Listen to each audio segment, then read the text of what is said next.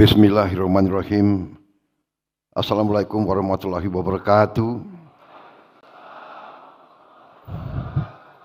Selamat pagi, salam sejahtera bagi kita sekalian. Yang saya hormati Presiden Partai Keadilan Sejahtera, Saudara Al-Muzammil Yusuf, Ketua Majelis Syuro PKS, Saudara Muhammad Sohibul Iman, beserta jajaran seluruh Majelis Syuro PKS yang hadir, yang saya hormati dan saya banggakan. Wakil Ketua MPR RI, Saudara Hidayat Nur Wahid, dan Saudara Edi Baskoro Yudhoyono. Tokoh-tokoh PKS yang hadir, Saudara Ahmad Saiku, Presiden PKS 2020-2025.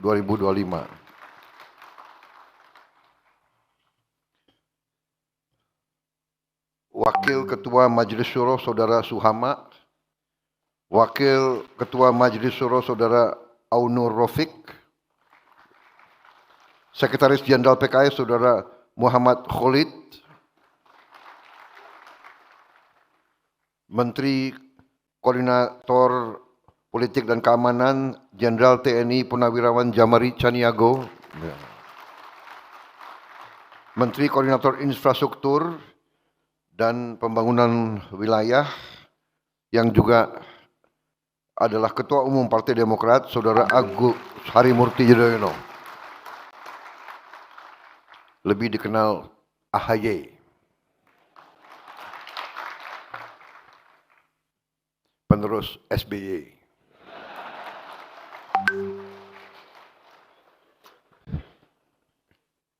Kok saya nggak disingkat ya? PS 08 aja, 8. Tapi angka 8 itu selalu hadir di hidup saya.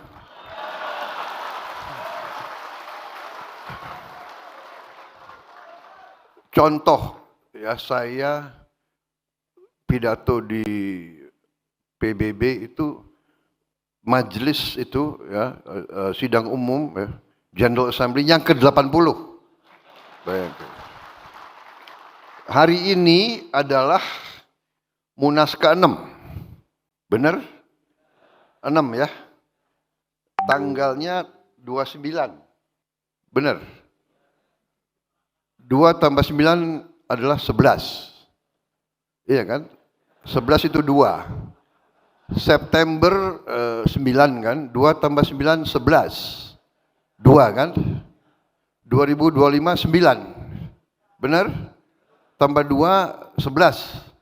2 kan? 2 tambah 6, 8.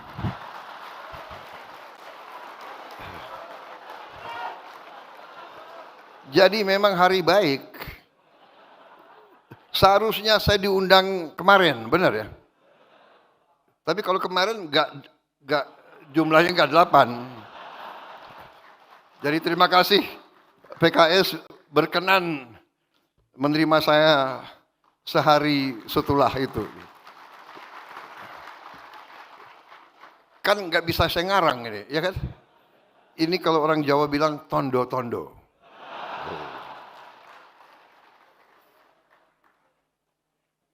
Ini presiden kalau kasih sambutan harus serius kan? Menteri Sekretaris Negara, Saudara Prasetyo Hadi, Menteri Ketenagakerjaan Profesor Yasirli,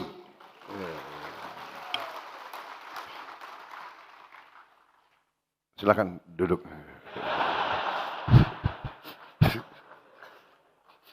Udah hampir setahun, udah santai aja Pak, relax.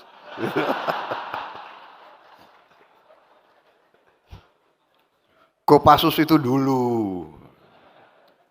Saudara-saudara, saya terkesan sama PKS. Kenapa? Waktu PKS gabung di koalisi kami, ya kan? Setelah merantau sebentar, kembali.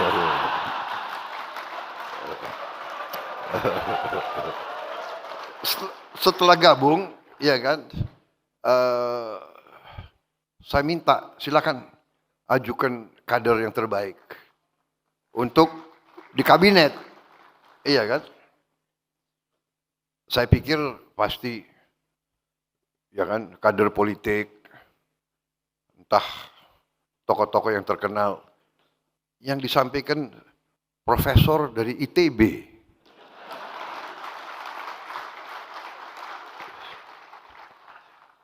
Boleh juga PKS ini.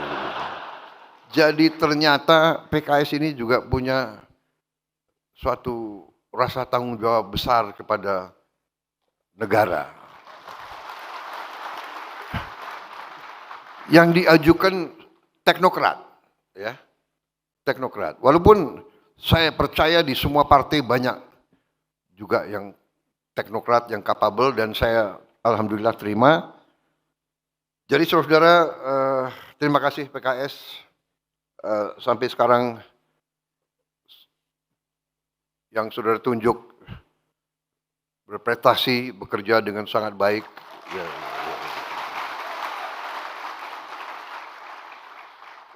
Walaupun saya perhatikan menjelang 1 tahun rambut putihnya tambah banyak gitu.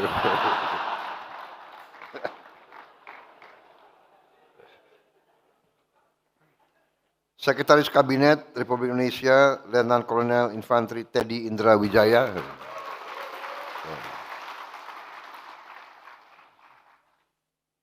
Para anggota DPR RI dari fraksi Partai Keadilan Sejahtera. Yang saya muliakan para pimpinan ormas Islam yang hadir di sini. Terutama yang saya banggakan, para pengurus Dewan Pimpinan Tingkat Wilayah Partai Keadilan Sejahtera,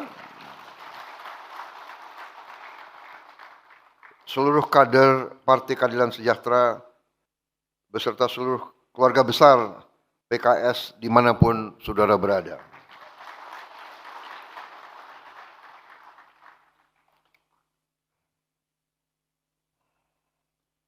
Saudara-saudara sekalian, tentunya sebagai insan yang bertakwa, marilah kita tidak henti-hentinya memanjatkan puji syukur kehadirat Allah Subhanahu wa taala, Tuhan Maha Besar.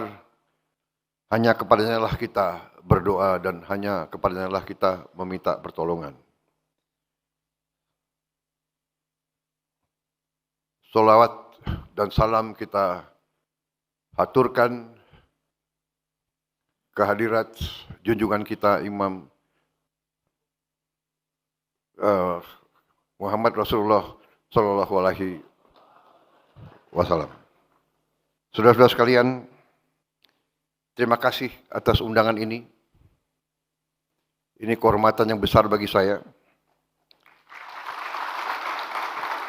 Saya minta maaf tidak bisa hadir kemarin, tapi saudara-saudara sangat baik hati mempersilahkan saya hadir hari ini. Saudara-saudara, kita hadir, kita hidup dalam keadaan sekarang yang kita sama-sama merasakan.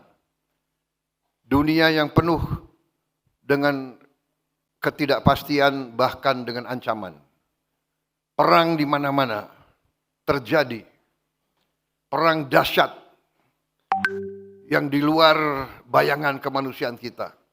Bahkan di Eropa mereka sangat khawatir meletusnya perang dunia ketiga dengan perang nuklir. Saudara-saudara sekalian, bencana kemanusiaan, katastrof, di mana puluhan ribu ibu-ibu, anak kecil, orang tua yang tidak berdosa menjadi korban yang luar biasa. Ini terjadi. Saudara-saudara sekalian,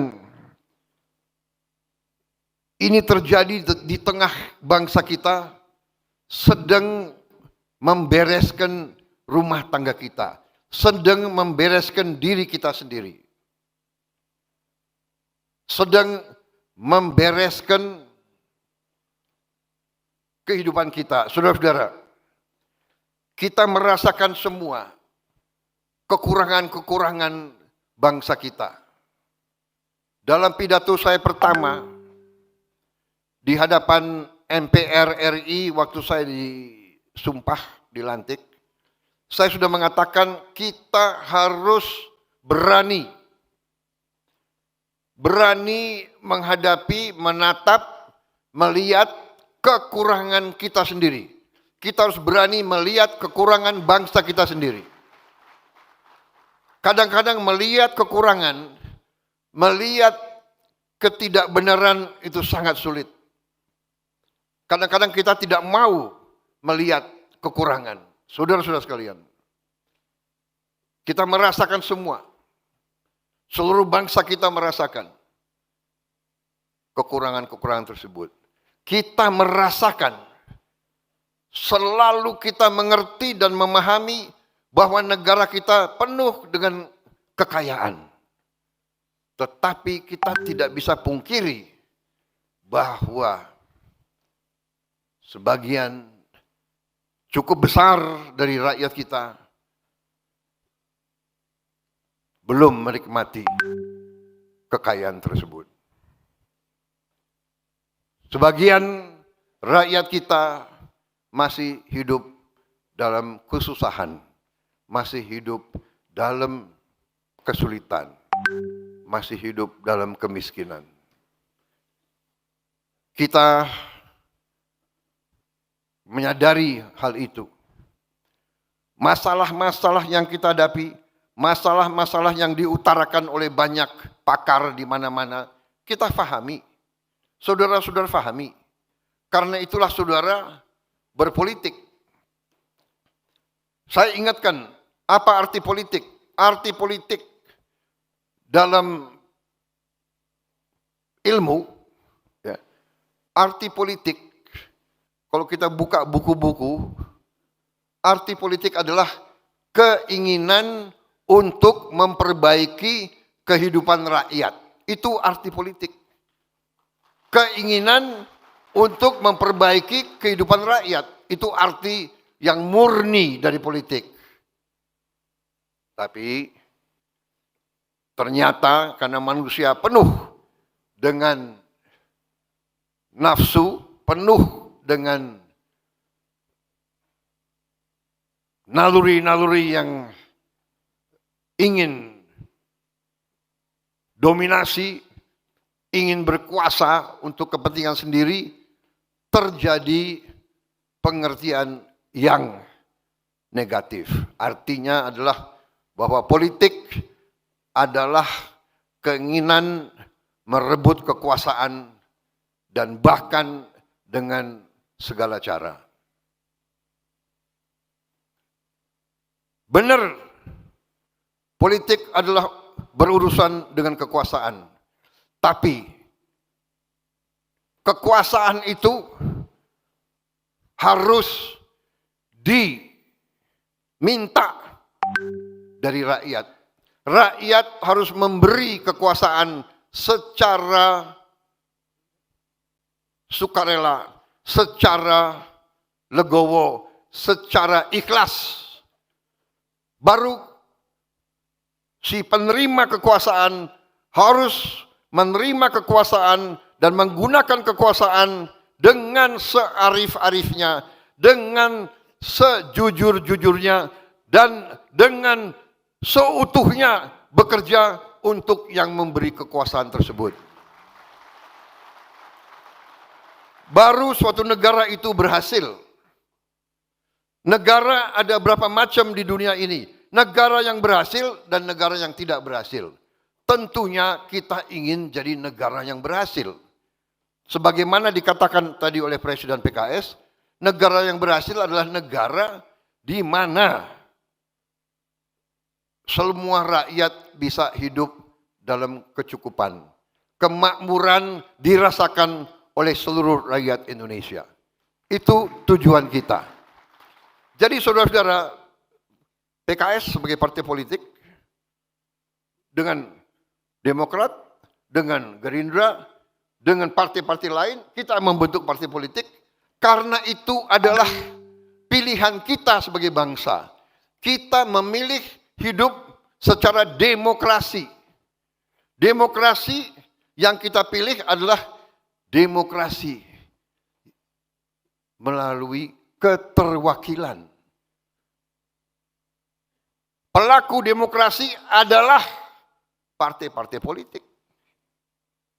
Dan kita lakukan melalui kedaulatan rakyat. Kedaulatan rakyat diberikan melalui pemilihan umum dan pemilihan daerah. Ini konsensus, ini kesepakatan, ini keputusan politik. Jadi, kalau kita ingin berhasil sebagai bangsa, kita harus sepakat dengan hal ini. Dan kita harus konsekuen dengan hal ini. Dan kita harus patuh dengan keputusan rakyat. Saudara-saudara sekalian, dalam kurun waktu 80 tahun kita telah mengalami pasang surut, kita pernah mengalami perang ideologi, kita pernah mengalami perang saudara, kita pernah mengalami gangguan-gangguan dari mana-mana, tapi alhamdulillah kita sekarang utuh, kita sekarang kuat, kita sekarang masih berdiri di atas kaki kita sendiri. Kita mengerti banyak kekurangan. Antara lain, kita tidak bisa pungkiri korupsi masih sangat berlaku di bangsa kita ini. Memang kita mengerti hampir semua negara ada korupsi. Tapi korupsi di kita harus kita akui. Menurut saya dalam keadaan yang sangat-sangat memprihatinkan. Rakyat sudah mengerti, rakyat tahu, dan pemerintah yang saya pimpin, saya sendiri sebagai mandataris, penerima mandat dari rakyat, penerima kekuasaan dari rakyat, saya bertekad untuk memenuhi janji dan sumpah saya kepada bangsa dan rakyat Indonesia.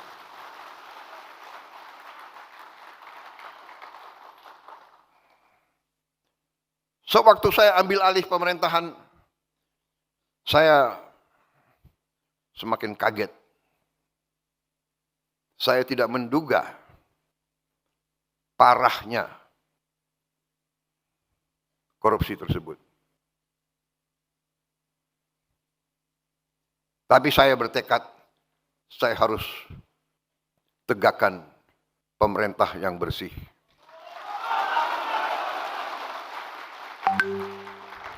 Hanya dengan pemerintah yang bersih, Indonesia bisa bangkit. Saudara-saudara sekalian, kekayaan kita luar biasa. Tapi kita harus akui kelemahan dari elit kita. Kelemahan dari mereka-mereka yang kita anggap pinter dan cemerlang, ternyata kalah pinter dengan koruptor dan penipu-penipu dan manipulator-manipulator. Saudara-saudara sekalian, saya ambil kesimpulan dan akan saya panggil Jaksa Agung, semua penegak hukum.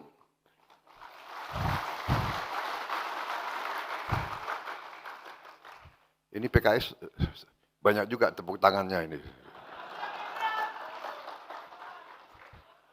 Sayang pemilu masih lama itu. Enggak. Kembali nih, serius, ini serius. Kalau banyak emak-emak aku grogi juga di sini. Enggak, ini serius ya, kembali. Saya akan panggil, ternyata iya, koruptor-koruptor itu memang luar biasa lihainya dan merugikan bangsa cukup parah.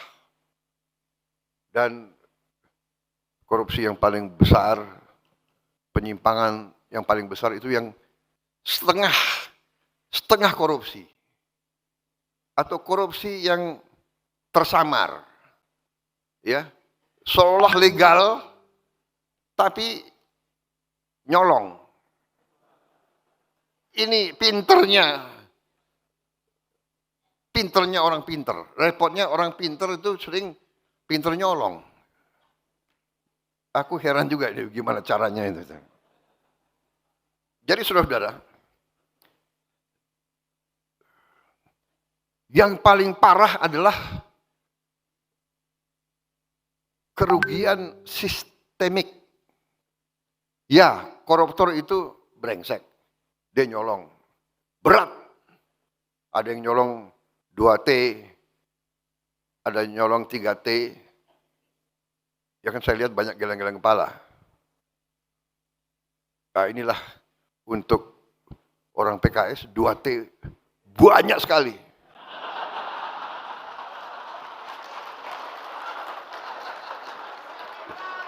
Benar ya? Begitu aku omong 2T, ada yang geleng-geleng kepala 2T.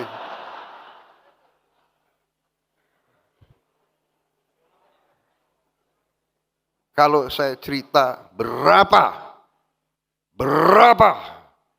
ratus T uang negara yang hilang hampir tiap tahun, mungkin kalian nggak geleng-geleng kepala lagi kalian. Harus panggil dokter. Serius. Ini saya karena banyak wartawan, saya harus hati-hati bicara.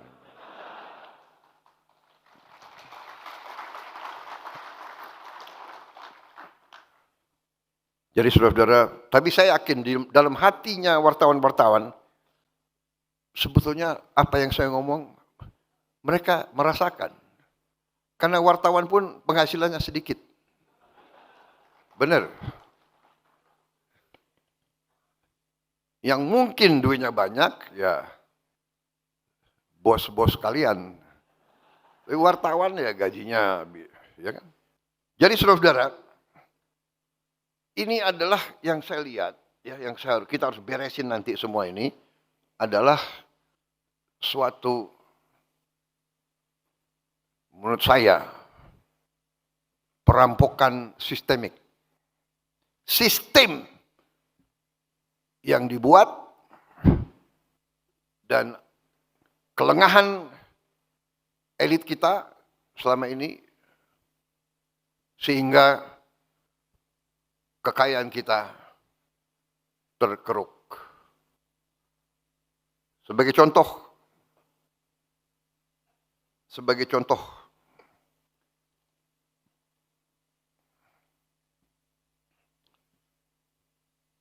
di Bangka Belitung yang untuk cukup lama menjadi pusat tambang timah terkemuka di dunia. Itu terdapat 1.000 tambang ilegal. 1.000 tambang ilegal.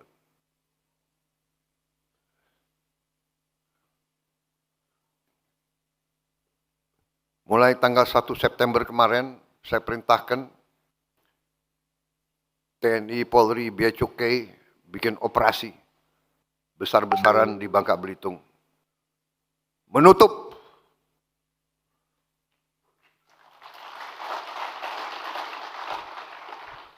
yang selama ini hampir 80% hasil timah tiap tahun diselundupkan tiap tahun. 80% timah kita tutup dan nyelundupnya macam-macam. Ada yang pakai kapal, ada yang pakai ferry, ada yang pakai. Sekarang tutup, tidak bisa keluar. Sampan pun tidak bisa keluar. Kita perkirakan September, Oktober,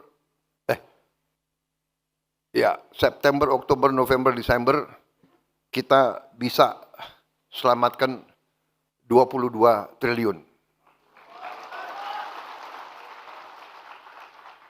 Tahun depan, kita perkirakan kita bisa selamatkan 45 triliun.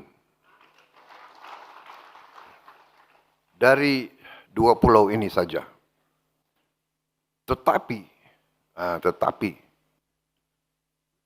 yang lebih merisaukan tapi juga memberi harapan, ternyata limbahnya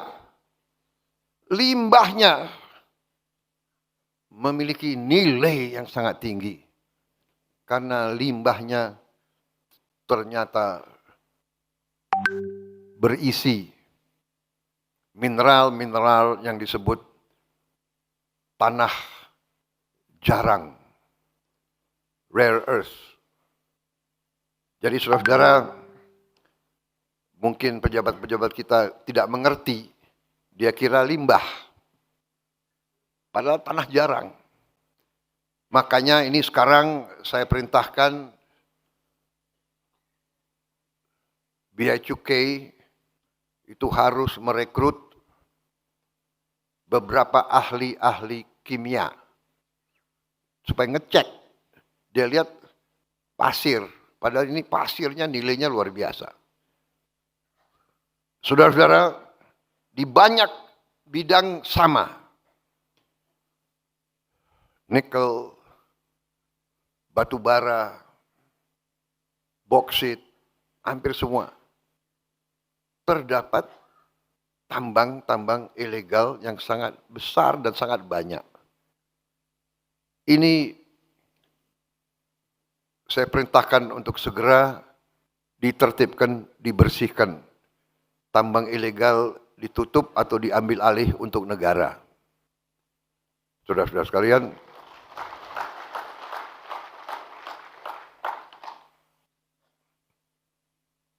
dan ini menjanjikan bahwa bila kita tegakkan ini, insya Allah penerimaan negara jauh lebih besar, kebocoran-kebocoran kita tutup, sehingga negara akan punya kemakmuran.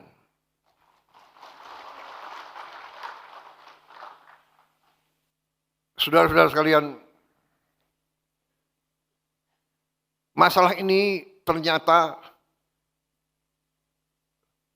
menyinggung kekuatan-kekuatan besar yang selama ini menikmati penyimpangan sistemik ini.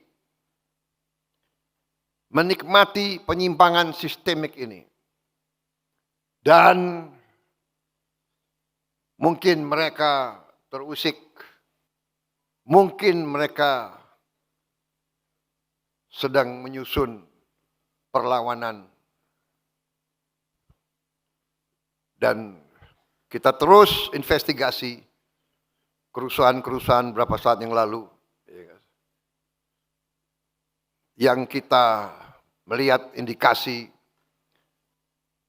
ada keterlibatan kekuatan-kekuatan tertentu untuk bikin gaduh, untuk menghentikan pembangunan dan kebangkitan ekonomi Indonesia. Karena mereka tidak ingin Indonesia makmur.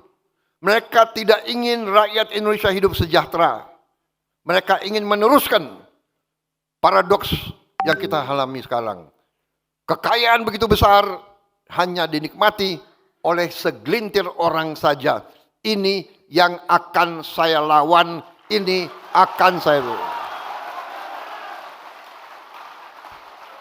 Dan saya berharap saudara-saudara sekalian, semua partai politik termasuk PKS bersama saya, mari kita lawan ini.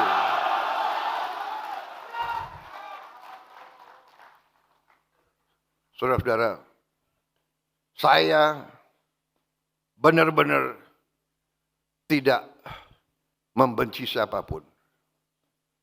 Tapi saya katakan bahwa perintah Undang-Undang Dasar, perintah pendiri-pendiri bangsa kita adalah bahwa bumi dan air dan semua kekayaan yang terkandung di dalamnya dikuasai oleh negara dan dipergunakan sebesar-besarnya untuk kemakmuran rakyat. Itu adalah perintah Undang-Undang Dasar kita. Dan hanya itu, saudara-saudara, hanya itu yang bisa menyelamatkan masa depan anak-anak dan cucu-cucu kita. Saudara-saudara sekalian, saya menjelang 1 tahun menerima mandat, saya sekarang berdiri dengan penuh kepercayaan diri dan keyakinan. Karena dalam 11 bulan kita telah membuktikan dengan itikat yang baik, dengan tujuan yang baik, dengan hati yang ikhlas, dengan cinta tanah air dan cinta rakyat, kita bisa berbuat banyak. Kita telah menyelamatkan minimal 300 triliun rupiah. 300 triliun rupiah inilah yang kita pakai untuk makan bergizi gratis. Saudara-saudara sekalian, sampai hari ini sudah menjelang 30 juta penerima manfaat. 30 juta anak dan ibu-ibu hamil tiap hari menerima makanan. Bahwa ada kekurangan, iya. Ada keracunan makan, iya. Kita hitung dari semua makanan yang keluar, penyimpangan atau kekurangan atau kesalahan itu adalah 0,00017%.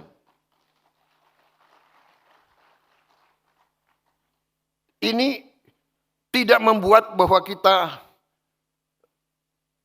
puas dengan itu.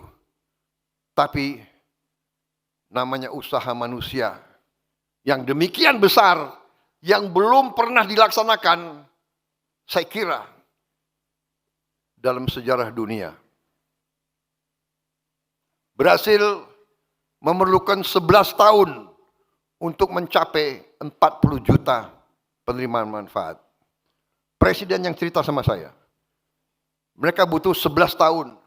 Kita 11 bulan sudah 30 juta.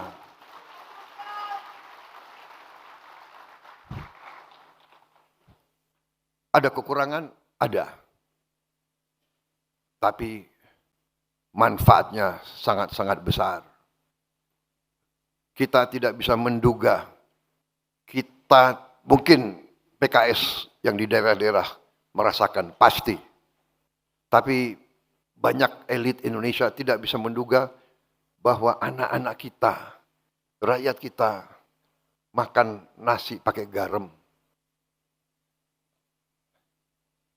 Ini kita buktikan bahwa kita bisa memberi sesuatu, memberi bantuan, memberi apa yang mereka butuh.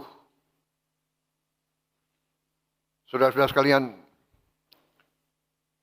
dengan program makan bergizi ini menjadi strategis, menjadi sesuatu yang di luar ekspektasi kita. Ternyata dengan makan bergizi ini kita bisa menciptakan lapangan di akhir tahun, di awal tahun depan, Januari Februari, 1,5 juta lapangan kerja baru. Kita telah berhasil menghidupkan ekonomi rakyat. Bahwa tiap hari kita butuh telur, kita butuh sayur, kita butuh ikan, kita butuh ayam, kita butuh bahan-bahan dari kampung-kampung itu sendiri, dari kecamatan-kecamatan itu sendiri. Di puncaknya nanti tahun depan, kita akan gelontorkan mendekati 300 triliun untuk makan bergizi. 300 triliun, persisnya berapa Menseknek? 335 triliun.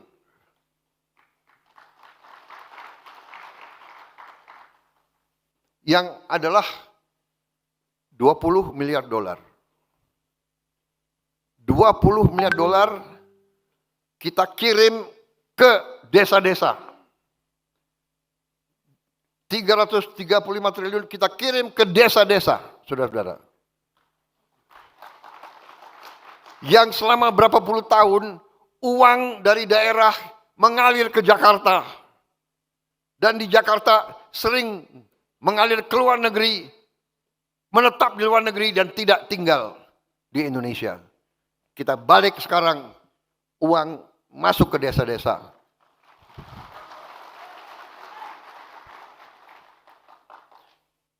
Dan saudara-saudara, dalam ilmu ekonomi, ada yang disebut the velocity of money. Kalau 1 rupiah beredar di suatu tempat, rupiah itu bisa menimbulkan 2, 3, 4 rupiah baru yang beredar.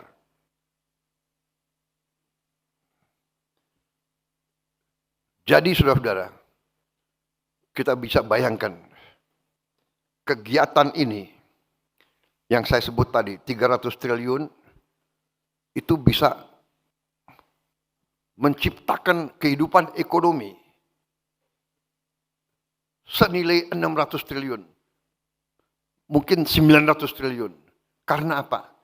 Karena tiap hari rakyat desa itu tahu bahwa dapur itu memerlukan sekian ratus kilo beras, sekian timun, sekian sayur, sekian ikan, sekian telur, sekian ayam.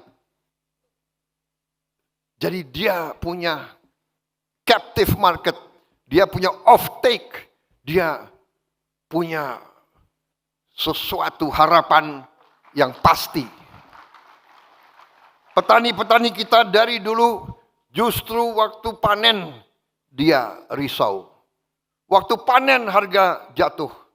Tapi sekarang karena yang akan menerima, yang akan mengambil hasilnya adalah rakyat sendiri, adalah saudara-saudara mereka sendiri, adalah pemerintah mereka sendiri. Jadi mereka punya jaminan pasar. Mereka tidak akan punya panen yang tidak terserap. Ini saudara-saudara sasaran kita. Dan ini kita sudah hampir sampai di titik itu.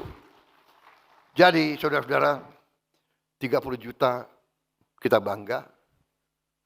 Kita risau masih ada. Makanya kita tertibkan semua SPPG, semua dapur kita sudah bikin SOP, semua alat harus dicuci pakai alat yang modern, tidak terlalu mahal, untuk membersihkan, membunuh semua bakteri. Kita juga perintahkan semua dapur harus punya test kit, alat uji, sebelum distribusi harus diuji semuanya, dan langkah-langkah preventif lainnya. Saudara-saudara, kita mengerti 30 juta suatu prestasi. Tapi ingat, sasaran kita masih jauh. Sasaran kita adalah 82 juta penerima manfaat. 30 juta kita boleh bangga, tapi saya sebagai presiden masih sangat sedih Karena masih 50 juta anak-anak dan ibu hamil yang menunggu. Tapi kita tidak bisa paksakan untuk lebih cepat. Sekarang saja bisa terjadi penyimpangan. Bayangkan kalau kita paksakan dengan secepat-cepatnya, mungkin penyimpangan dan kekurangan bisa lebih dari itu. 30 juta prestasi dan saya yakin ini akan meningkat. Ya, tidak linier tapi akan meningkat. Tetapi ya inilah. Sebagai seorang pemimpin, sebagai seorang bapak, saya bangga dengan 30 juta, tapi saya masih ingat 52 juta anak-anak kita masih berharap, masih menunggu dengan ibu-ibu hamil. Tapi saudara-saudara, rawi-rawi rantas, malang-malang putung, kita tidak takut dengan kesulitan. Kita tidak takut dengan tantangan, kita tidak boleh gentar dengan masalah. Kita selesaikan, kita hadapi, kita atasi, kita kerja keras untuk rakyat yang kita cintai, saudara-saudara. Saudara-saudara sekalian,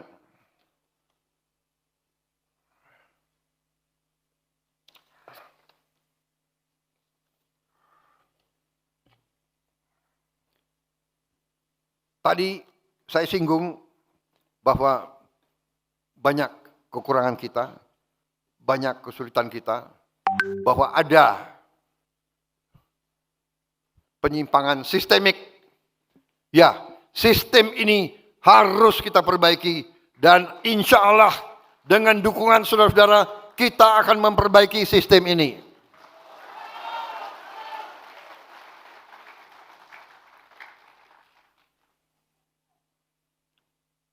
Tidak ada pilihan lain untuk menyelamatkan yang sekian ratus juta rakyat. Kita harus berani memperbaiki sistem yang keliru, sistem yang salah, sistem yang memungkinkan kekayaan kita diambil tiap hari, tiap bulan, dibawa ke luar negeri dan tidak kembali ke Indonesia. Ini harus kita hentikan dan akan kita hentikan. Saya mohon doa saudara-saudara, saya mohon dukungan saudara-saudara supaya Presiden Prabowo Subianto lebih berani lagi, saudara-saudara.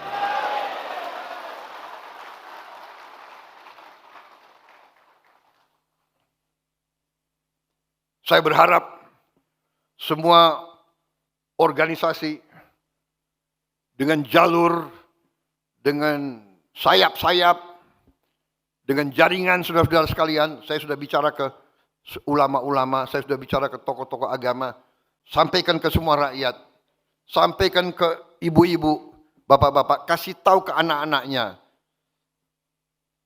jangan mau diadu domba, jangan mau dihasut.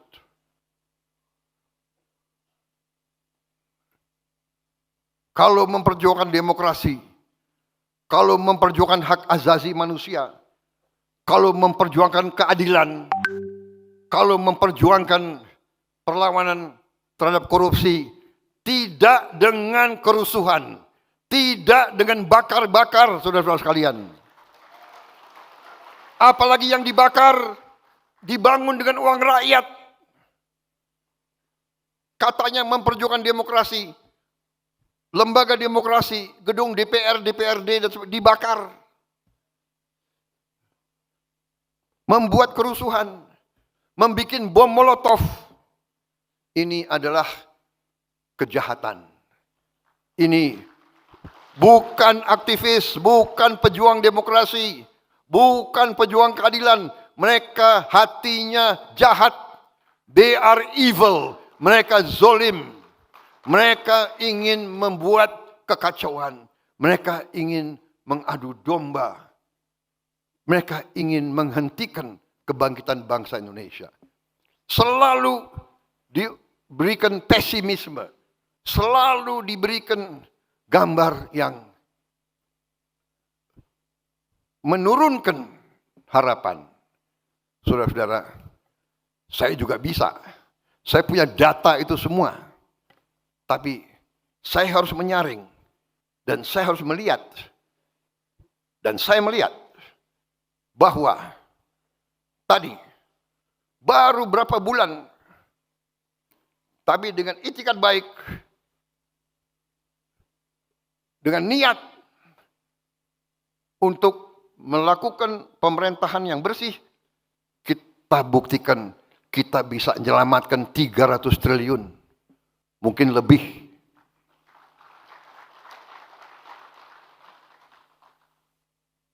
Di semua bidang banyak kekurangan. Makanya kita kerja keras. Kita kerja keras. Saya kasihan sama menteri-menteri saya sebetulnya.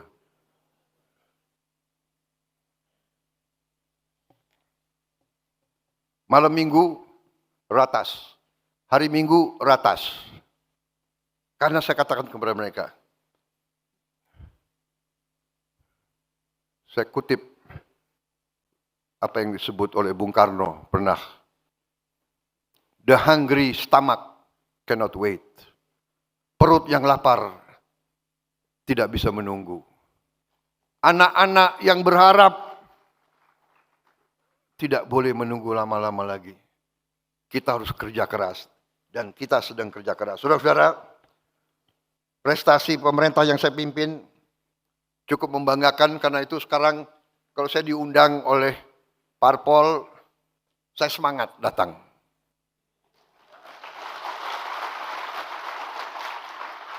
Karena saya bisa cerita, ya kan? Dan karena saudara juga bagian dari koalisi saya, ya kalian ikut bangga juga dong. Iya kan? Tapi kau perhatikan enggak? Baru setelah Agustus lah aku lebih berani tampil. Benar? Terus terang aja, bulan-bulan pertama pemerintah komunikasinya kurang, saya akui. Karena kita lagi kerja. Kita komunikasi sering, bicara baik-baik, tapi hasilnya nggak ada. Malu. Malu sama rakyat, kasihan sama rakyat. Saya kalau keliling daerah, anak-anak keluar dari rumah, mereka teriak, Pak, makan bergizi, Pak. Oh ya, sudah terima? Belum, Pak, belum terima. Bayangkan itu, gimana itu? Aduh, sabar ya. Habis itu langsung kepala BGN saya telepon. Kepala BGN sudah botak kepalanya itu.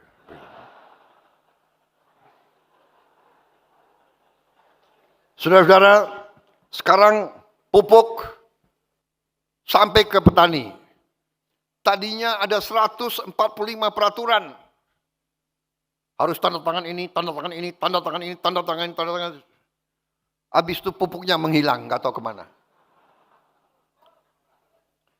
Ya, saya pernah diberitahu waktu saya hapus semua itu, saya perintahkan dari pabrik pupuk milik negara, pupuk disubsidi oleh negara, uang rakyat, maka pupuk itu harus langsung ke petani.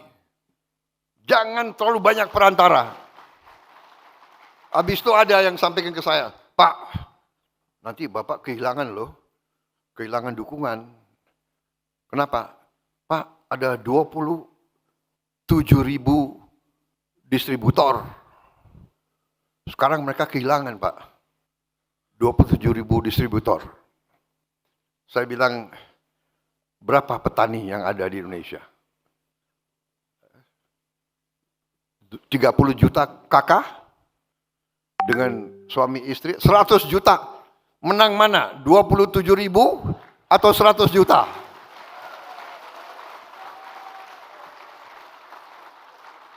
Dan saya sudah lama jadi orang Indonesia.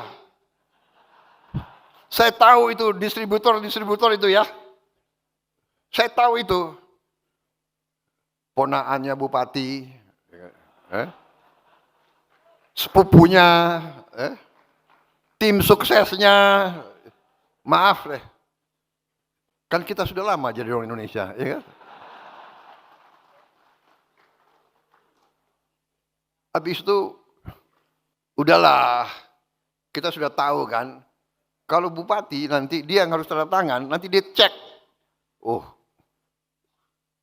kecamatan itu nggak milih gue. Desa itu nggak milih saya. Nggak deh, pupuknya kurangi aja. Kasih yang milih gue. Ya, ini yang nggak benar, saudara-saudara. Dan waktu saya perintahkan potong mata rantai ini, yang 27.000 kecewa, ya kan? Ada kader Gerindra yang pinter, dia datang ke Menteri Pertanian, Pak, kalau bisa yang 27.000 diganti kader-kader Gerindra aja. Ada wartawan sih. Pokoknya saya bilang, nggak ada itu. Tidak ada yang gantikan. Dari Papuk sampai gitu, nggak ada. Itu hak, mau petaninya milih PKS, milih Demokrat, mau nggak ada urusan. Politik adalah politik. Hak adalah hak. Politik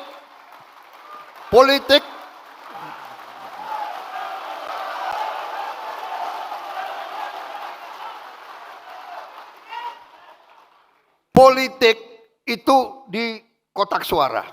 Urusan si warga negara dengan hati nuraninya dan dengan yang maha kuasa di atas. Nggak ada urusan. Namanya kader kan, lihat kesempatan. Nggak ada. Nggak ada kader-kader Gerindra yang datang-datang lagi ke menteri-menteri. Macam-macam lagi, nggak ada itu. Ya kan? Saudara-saudara, dan kenyataan, coba cek. Ya kan, di mana coba? Sumatera Barat saya kalah. Ya kan?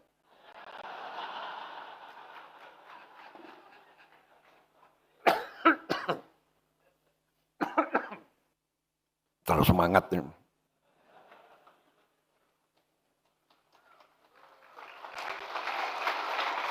Minta izin boleh ya? Sedikit.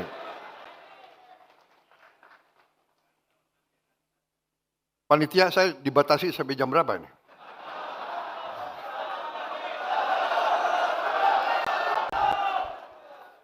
Saudara-saudara, ternyata cek Sumatera Barat, pupuk lancar nggak di situ? Aku kalah juga di Aceh, ya kan? Coba cek, ya kan? Pupuk lancar nggak? Coba cek bupati-bupati PKS, ya kan? Nggak ada. Kita harus dewasa. Kita harus jadi bangsa yang dewasa. Kita ingin menang, tapi kita juga harus siap kalah. Kalau mau belajar kalah, belajar dari Prabowo Subianto.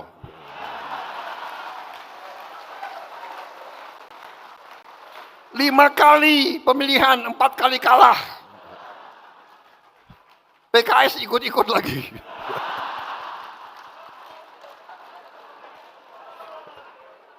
Dua kali dukung gue, 2 kali kalah. Yang gue menang, lu nggak dukung lagi.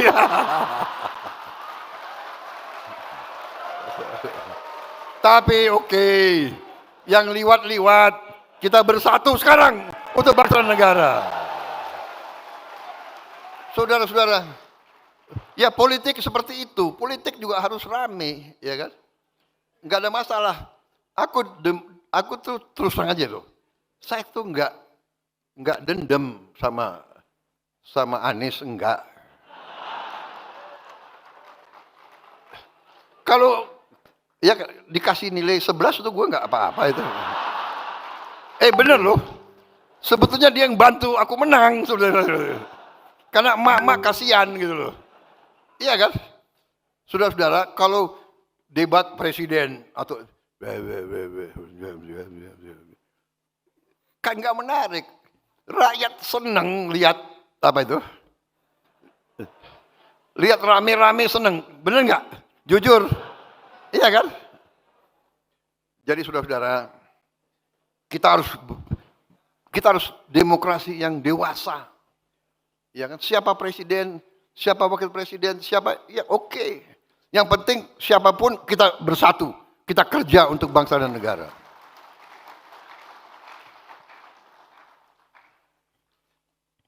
Kita akan membentuk koperasi desa dan kelurahan di 80.000 desa. Saudara-saudara sekalian. Ini akan terwujud dan rakyat akan nanti punya kekuatan ekonomi. Karena kita anggap semua penduduk desa itu otomatis jadi anggota koperasi desa merah putih tersebut. Otomatis. Jadi dia akan dapat barang-barang dengan harga yang semurah-murah yang kita bisa capai. Kita percepat mata rantai distribusi. Semua produksi mereka kita bisa serap. Kita akan bikin supermarket milik koperasi di setiap kabupaten. Kita akan bikin hypermarket di tiap provinsi dan hypermarket di pusat Indonesia. Jadi semua produk dari petani kita, nelayan kita, UMKM kita beri tempat, beli pasar yang baik, yang bagus. Saudara-saudara sekalian. Kita sudah hitung bahwa hitungan kita akan meringankan beban hidup rakyat kita dengan signifikan. Beras akan murah, minyak goreng akan murah, LPG bersubsidi akan sampai, pupuk bersubsidi harus sesuai harga jual, dan nanti kita akan bikin tenaga surya di tiap desa. Sehingga nanti tiap desa kita akan mandiri. Saudara-saudara. Perumahan rakyat hari ini, berapa jam lagi saya akan resmikan pembagian rumah 25.000 rumah. Hari ini. Kita sudah tingkatkan kuota, fasilitas, likuiditas, pembiayaan perumahan ke 350.000 penerima. Saudara-saudara sekalian, kita akan membangun ratusan ribu rumah. Memang ini tidak bisa seketika, tapi dalam minggu-minggu akan datang, bulan-bulan akan mendatang, kita akan perlihatkan, membuktikan kepada rakyat real. Kita serius, tanah-tanah negara yang belum dimanfaatkan secara maksimal, kita peruntukkan untuk perumahan rakyat tercapai. Tidak semata-mata selalu untuk perumahan mewah. Justru perumahan untuk rakyat yang paling bawah kita harus siapkan dan akan kita siapkan. Saudara-saudara, pembangunan 100 desa nelayan sudah berjalan dan kita akan tambah minimal 1.000 desa nelayan. Harapan kita tahun depan akhir bisa sampai 2.000 desa nelayan. Satu desa nelayan terdiri dari 2.000 nelayan. Kalau 2.000 desa nelayan berarti 4 juta nelayan. Dengan istri dan anak 2 itu berarti 16 juta. 16 juta saudara-saudara kita penghasilannya akan meningkat. Yang tadinya tidak punya pabrik es akan punya pabrik es. Yang tadinya tidak punya dermaga akan punya dermaga. Yang tadinya tidak punya gudang cold storage akan punya gudang cold storage. Saudara-saudara, kita sudah uji coba satu desa nelayan di Papua, di Biak. Ternyata penghasilan nelayan itu naik minimal 60%. Ada yang naiknya 100%. Kita akan bangun 20.000 hektar tambak di Pantura, Jawa Barat sebagai awal. Ini akan membuka 130.000 lapangan kerja. Saudara-saudara sekalian, kita juga sudah merintis cetak sawah baru 480.000 hektar. Yang sudah dikerjakan adalah 280.000 hektar. Saudara-saudara, produksi beras kita tertinggi sepanjang sejarah NKRI, tertinggi. Dan masalahnya sekarang adalah kita kekurangan gudang. Karena itu saya sudah mengalokasikan 100 gudang baru untuk Bulog, akan bangun 100 gudang baru masing-masing di tanah sekitar 5 hektar gudang tersebut. Gudang modern yang bisa, dan itu mereka hanya butuh 5 triliun. 5T. Karena penghematan kita dari macam-macam kebocoran dan korupsi yang kita cegat, sekarang Presiden Republik Indonesia agak gagah sedikit.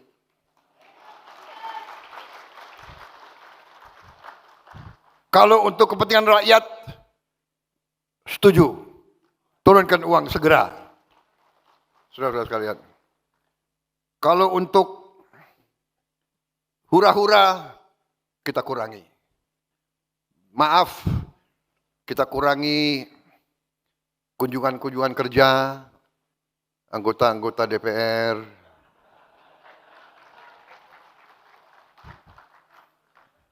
Saudara-saudara, ya, kunjungan kerja, apa itu, FGD, ya, rapat-rapat di mana-mana, ya, kita kurangi. Saudara-saudara,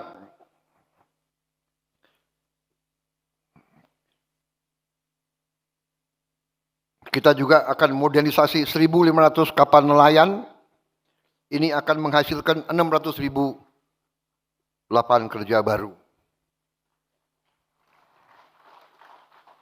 Gaji guru sudah kita tingkatkan dan kita sudah memberi tunjangan layak bagi guru-guru non-ASN. Dan sekarang tunjangan guru ditransfer langsung ke rekening penerima. Enggak liwat ini, karena kita sudah lama jadi orang Indonesia. Tiap liwat, potong sedikit. Tiap liwat, potong sedikit. Ya sudahlah, ya kan. Sudah lama jadi orang Indonesia. Saudara-saudara, kita akan bangun 20 sekolah unggul Garuda, 80 sekolah unggul Garuda transformasi, dan total 6 SMA Taruna Nusantara di daerah-daerah. Dan rencana saya akan membangun 20 politeknik di daerah-daerah yang ketinggalan, yang terbelakang. 20 politeknik. Rakyat, sekolah rakyat sudah kita bangun 165 titik dan kita menuju ke 500 sekolah rakyat. Tapi saya sedang merencanakan dan saya sedang melihat keuangan, saya ingin membuat sekolah unggulan terpadu di setiap kecamatan.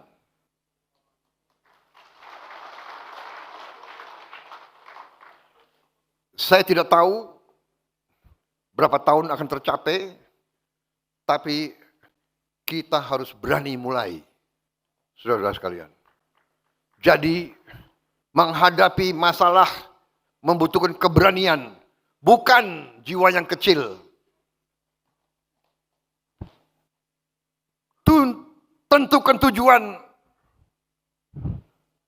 kerahkan pikiran, tenaga, rencanakan dengan baik, cari sumber daya, wujudkan, atasi masalah. Dan nanti akan ada yang nyinyir, apakah bisa? Uangnya dari mana? Uangnya dari yang bocor-bocor itu, Bung.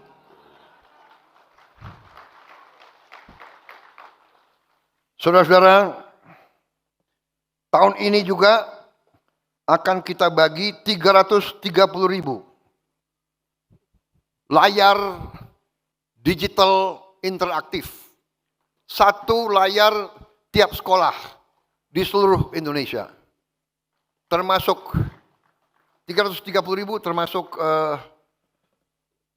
termasuk pesantren. Iya. Insya Allah termasuk pesantren-pesantren.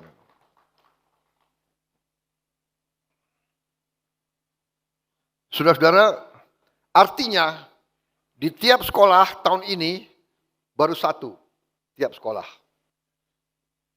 Tapi tahun depan kita akan tambah 3 layar tiap sekolah. Jadi nanti tiap sekolah akan punya 4 layar. Di layar itu, bagi sekolah-sekolah yang di daerah kesulitan guru-guru tertentu, kita akan siarkan pelajaran dari pusat. Dengan guru-guru terbaik. Dengan animasi dan layar ini ternyata adalah layar interaktif. Jadi dari pusat kita bisa buka, chat, kita cek. SMP sekian, desa sekian, kecamatan sekian, kita buka, tak, kelihatan. Gurunya ada atau tidak. Ya kan? Kita bisa monitor. Saudara-saudara, ini jalan pintas kita harus kerahkan semua upaya kita untuk tingkatkan kemampuan pendidikan anak-anak kita. Anak-anak kita adalah masa depan kita. Bangsa Indonesia harus terdiri dari rakyat yang pandai, yang kuat, yang semangat, yang berani, yang gembira. Ini yang kita harapkan dari sekolah-sekolah kita. Saudara-saudara, salah satu prestasi kita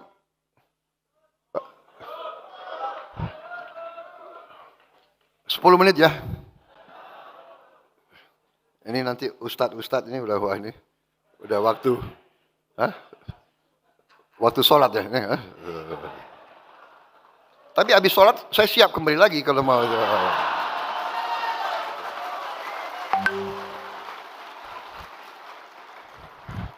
Salah saudara-saudara sekalian ngundang saya itu. Prabowo Subianto jangan dikasih podium. Di PBB aja saya lupa pakai pukul-pukul meja itu. Sampai saya disindir-sindir oleh Trump, dia bilang gitu. Ini orang gitu. Pukul-pukul meja dia bilang. Ini dia lagi semangat. Bagaimana kalau dia marah? Aduh. Minta ampun, ini adik kuasa itu. Saudara-saudara, salah satu prestasi kita yang harus kita syukuri, kita telah membentuk suatu dana Sovereign Wealth Fund, dana kedaulatan, yang kita beri nama Danantara Indonesia. Danantara adalah singkatan Daya Anagata Nusantara. Daya, energi, kekuatan, Anagata, masa depan Nusantara. Jadi dana ini adalah kekuatan energi masa depan Indonesia.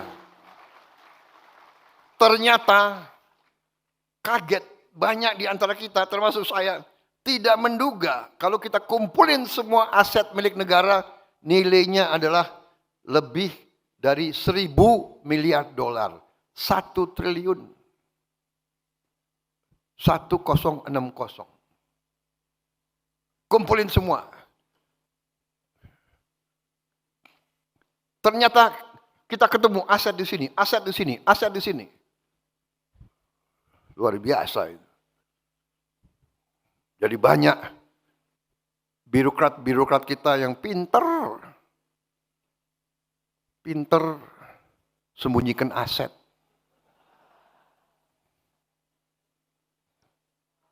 Seribu triliun. Tinggal manajemen. Saya perintahkan bersihkan itu BUMN.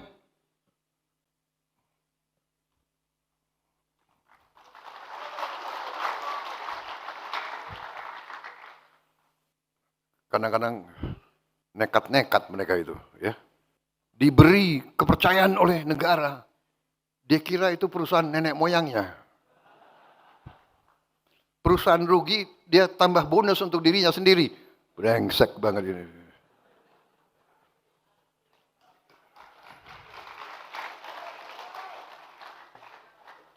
Saya mau kirim kejaksaan sama KPK untuk ngejar-ngejar itu semua. Bagaimana? Sudah perlu dikejar atau tidak?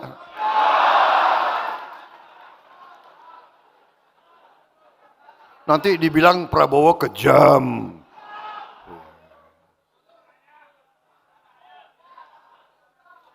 Saudara-saudara,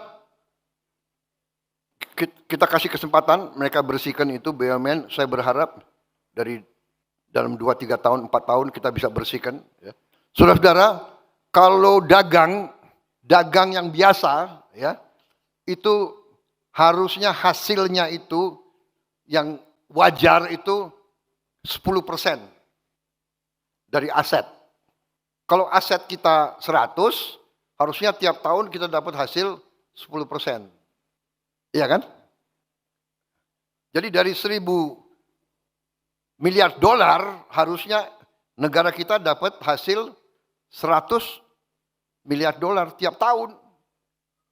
100 miliar dolar berapa itu? Menseknek. Menseknek ini ahli hitung. Berapa?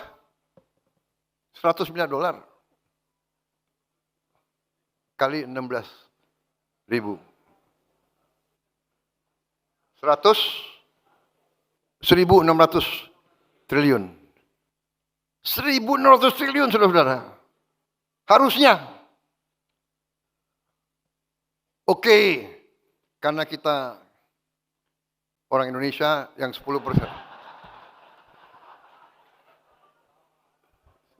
Ketawa ini PKS ini. Kalau dari 10% oke deh.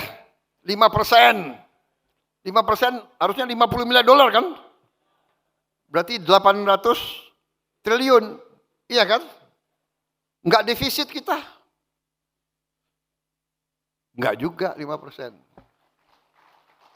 Ya udah deh, enggak 5%, 3%. Enggak juga. Tapi kita kasih target mereka ini dalam 3 tahun kita tunggu. Kita tunggu hasil mereka. Insya Allah akan mencapai yang kita harapkan, saudara-saudara.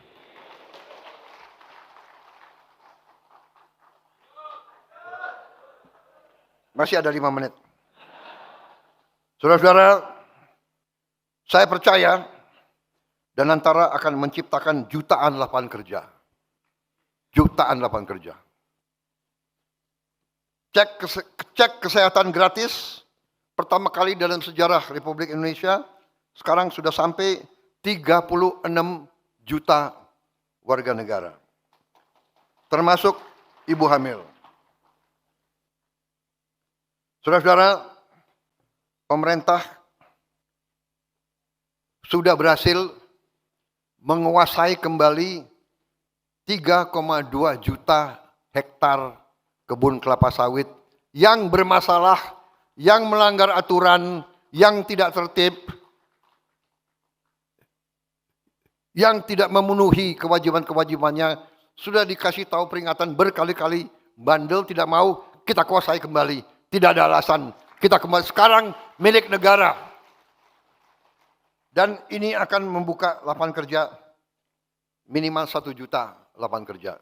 Karena kita perintahkan kebun-kebun kelapa sawit itu harus nanti lahan-lahannya dibagi dalam bentuk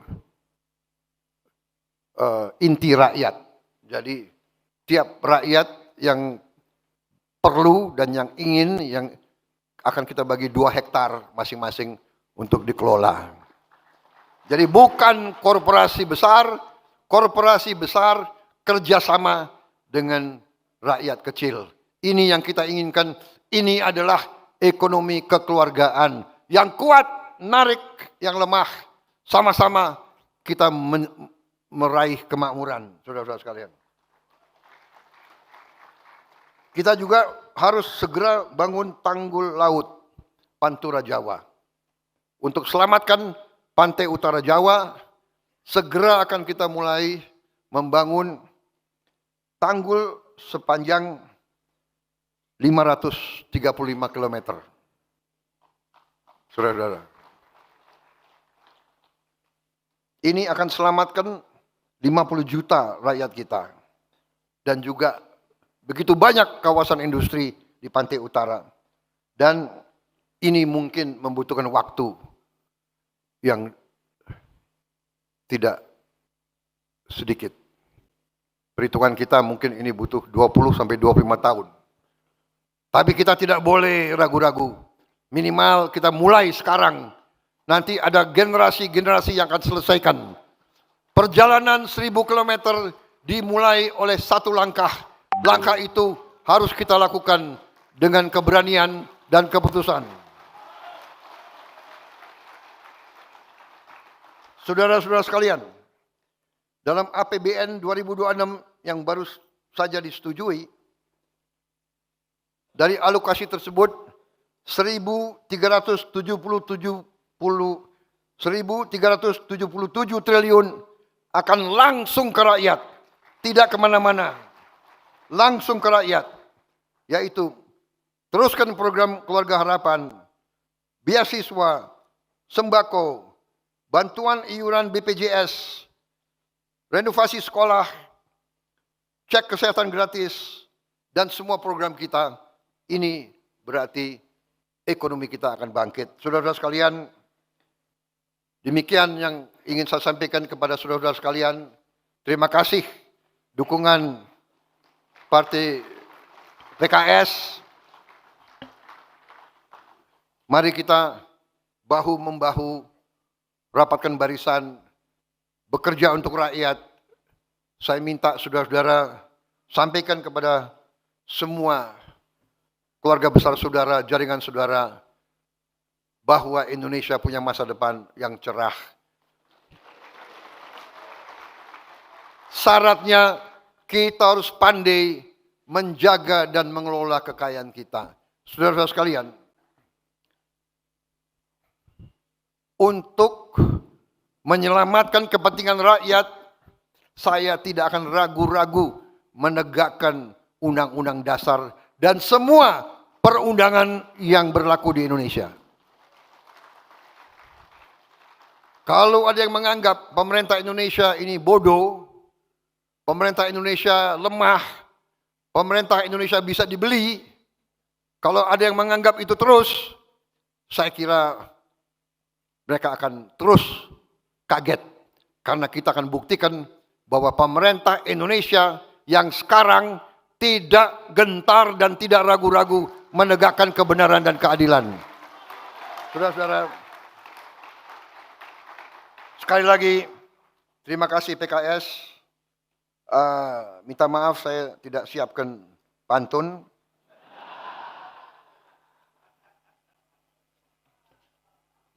Tapi saya masih ingat pantun lama saya. 1, 2 cempaka biru, 3, 4 dalam jambangan.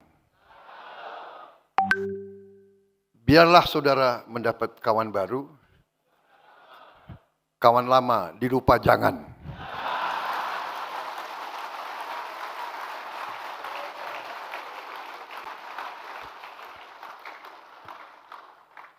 Terima kasih, selesai. Wassalamualaikum warahmatullahi wabarakatuh. Salam sejahtera kita. Dengan mengucap alhamdulillahirrabbilalamin, pada pagi hari ini, Senin 29 September 2025, saya Prabowo Subianto, Presiden Republik Indonesia, dengan resmi menutup Musyawarah Nasional ke-6 Partai Keadilan Sejahtera.